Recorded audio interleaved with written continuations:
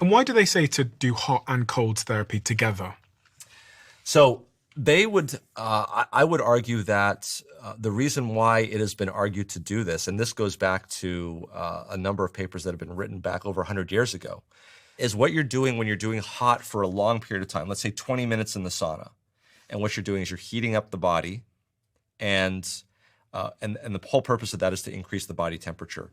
What the cold at the end does is it does two things, they believe.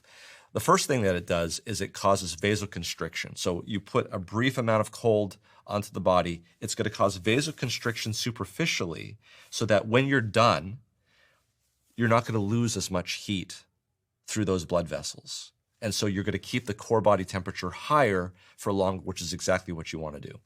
The other thing that cold water does, again, is the vasoconstriction. It's well known that when you take a cold shower, your blood vessels constrict. And when you look at a blood vessel on end in a person who's living and circulating, there are a number of white blood cells that are latched on to the inside surface of that blood vessel. When that blood vessel contracts, a lot of those white blood cells that were stuck get kicked off into circulation, and they go off and they do whatever it is that they're going to do. It's called demargination.